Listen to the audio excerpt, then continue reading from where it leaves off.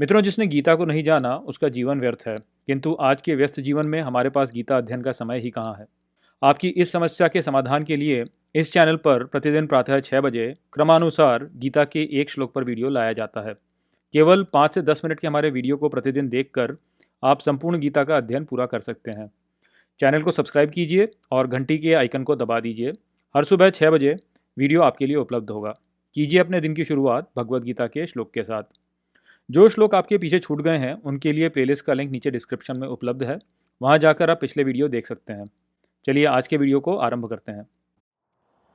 ना सतो विद्यते भावो ना भावो विद्यते सतः उभयोरपि दृष्टो अंतस्त्वनयोस्तत्वदर्शिभिः। नमस्कार मित्रों, ये जो श्लोक है ये भगवत गीता के दूसरे अध्याय का 16वां श्लोक है, जिसे हम आज अच्छे से समझेंगे। तो आइए सबसे पहले इसके अर्थ को समझते हैं। तो जो श्लोक है वो कहता है ना सतो विद्यते भावो, अर्थात न असत विद्यमान है, ना भावो विद्यते सतः, अर्थात न सत नहीं विद्यमान है, उभयोरपि अर्थात दोनों को ही, दृष्टो अंतस्त्वनयो अर्थात देखता है और समझता है, तत्वदर्शी भी अर्थात तत्वों का ज्ञानी।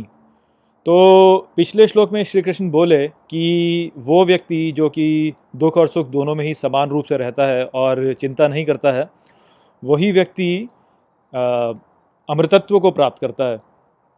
तो वो जो विचार है वो हमें बताने में तो ठीक लगता है, किंतु उसको वास्तव में कर पाना हमारे लिए बहुत ही कठिन होता है। किसी भी व्यक्ति के लिए सुख और दुख के जो दो भाव होते हैं उन दोनों में एक ही समान रहना बहुत ही कठिन होता है।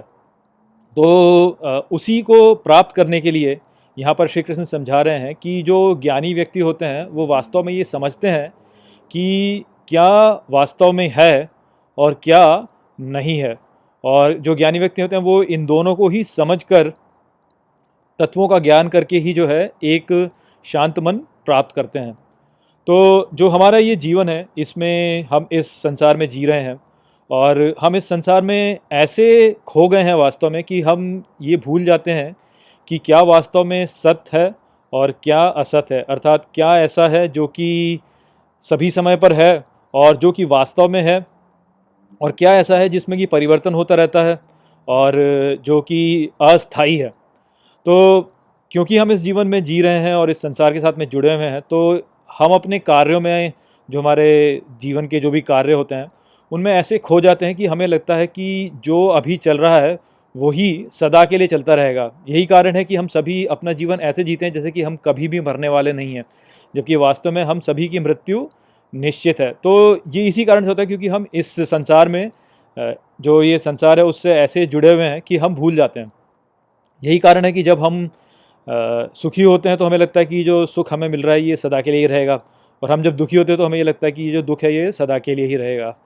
यदि हमारे जीवन में सब कुछ अच्छा चल रहा है तो हमें लगता है कि सब कुछ अच्छा ही चलता रहेगा। इसके चलते हम कई बार जो है बहुत घमंड करने लगते हैं। हमारे भीतर एक ऐसी भावना उत्पन्न होती है कि हमें कोई जीत नहीं सकता, हम अविजयी हैं, इस प्रकार की भावना हमारे मन में उत्पन्न हो जाती है।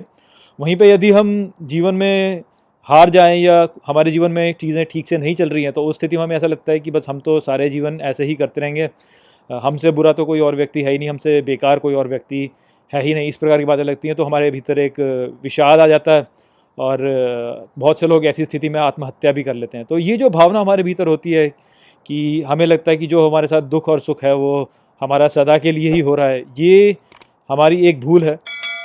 जो ज्ञानी लोग होते हैं वो ये समझते हैं कि वास्तव में सुख और दुख जो है ये दोनों ही अस्थाई हैं, ये आते हैं और ये चले जाते हैं। और जैसे कि पिछले श्लोक में मैंने आपको समझाया ही है कि सुख जो है वो वास्तव में दुख का अभाव है और जो दुख है वो वास्तव में सुख का अभाव है। तो ये जो चक्र है ये ऐसे ही चलते रहता है और जब तक हम इस संसार में हैं, इस भौतिक जगत से जुड़े हुए हैं, तब तक सुख और दुख तो हमें मिलते ही रहेंगे। तो इनको स्थायी समझने की जो भूल हम लोग करते हैं वही कारण है कि हमारे भीतर इस प्रकार की समस्याएं उत्पन्न होती हैं, जहाँ पर कि हमें समझ में नहीं आता है कि हमें क्या करना चाहिए और क्या नहीं करना चाहिए। वहीं पर जो वास्तविकता में स्थायी है, जो कि हमारा अस्तित्व है, उसको हम सोचते हैं कि ये स्थायी नहीं है और इस कारण से हमारे भीतर और दूसरे समस्याएं उत्पन्न होती हैं। तो ये जो हमारी उल्टी सोच है यही कारण है हमारे जीवन में दुखों का। इसको यदि कोई व्यक्ति समझ ले तो वो सुख और दुख दोनों ही स्थितियों में समान रूप से रहेगा। और आप ये भी समझिए कि बहुत से ऐसे मज़हब या धर्म हैं जो कि वास्तव में हमें बहुत ही उल्टी बातें सिखाते हैं। तो जैसे आपको बोला जाता है कि नर्क और स्वर्ग होते हैं, और फिर कई जो मान्यताएं उनमें तो ये बोला जाता है कि नर्क और स्वर्ग जो होते हैं वो सदा के लिए होते हैं। तो वही स्थायित्व वहाँ पे उन्होंने एक उल्टी ही चीज़ को दिखा दिया। वो बोलते हैं कि स्वर्ग जो है वहाँ पर नदियाँ बहती हैं, बाग बगीचे हैं, वहाँ पे अच्छे फल मिलते हैं और दूसरे प्रकार के वहाँ पे आपको आनंद हैं जो कि दिए जाते हैं, और ये सदा के लिए दिए जाते हैं आपको। तो इससे और ये स्पष्ट होता है कि हम जो है वो चाहते हैं कि जो हमारा सुख है वो सदा के लिए ही रहे, और हम उस सुख को जो कि सदा के लिए हमारे साथ रहे उसको इसी जीवन में ढूंढ रहे हैं। और उसको लेकर हमने कुछ भी एक कहानी बना दी है कि इस प्रकार के सुख आपको किसी और जगह पे मिल जाएंगे और वहाँ पे आपको ये स्थायी रूप में मिलेंगे। तो इस प्रकार के जो ढोंग आप लोगों के सामने रखे गए हैं उससे कितनी समस्या उत्पन्न होती है ये हम सभी जानते हैं।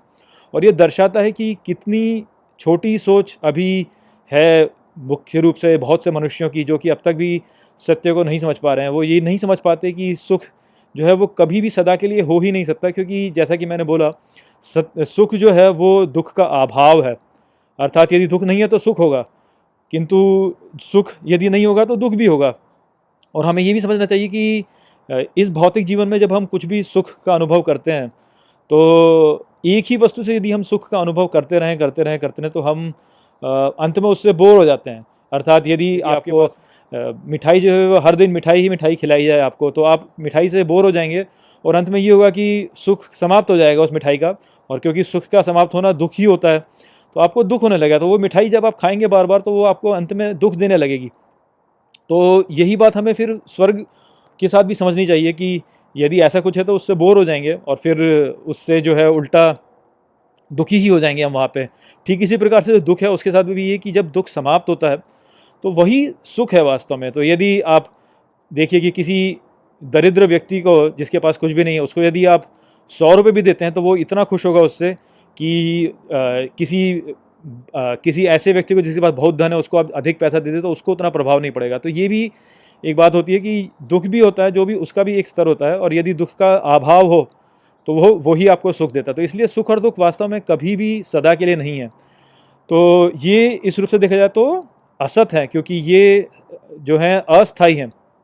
जो स्थायी है वो हमारा अस्तित्व है, वो हमारा मूल स्वरूप है, सच्चिदानंद स्वरूप, जिसको हमें जानना चाहिए। जब हम उस स्थायित्व को जानेंगे तो हम ये जो हमारे जीवन के उतार चढ़ाव आते हैं, जो सुख दुख आते हैं, उनके परे चले जाएंगे और उनके परे जाकर हम वास्तविकता को अच्छे से समझ लेंगे। तो उसी विचार को यहाँ पर रखा जा रहा है कि जो ज्ञानी लोग होते हैं वो ये समझते हैं कि क्या सत है और क्या असत, अर्थात क्या स्थायी है और क्या अस्थायी। तो आशा करता हूँ कि मैंने इस श्लोक को आपको अच्छे से समझा दिया होगा। चलिए इसी के साथ इस वीडियो को मैं यहीं पे समाप्त करता हूँ। नमस्ते। वीडियो को अंत तक देखने के लिए धन्यवाद। यदि आपको ये वीडियो पसंद आया हो तो इसको अपने प्रियजनों के साथ में साझा करें और इस ज्ञान को और फैलाएं। यदि आपके पास कोई भी प्रश्न है तो मुझसे इंस्टाग्राम पर जुड़िए। वहाँ पर मैं हर शनिवार रात को एक लाइव Q&A सेशन रखता हूँ और आप मुझसे वहाँ पर अपने प्रश्न पूछ सकते हैं। जय श्री कृष्ण।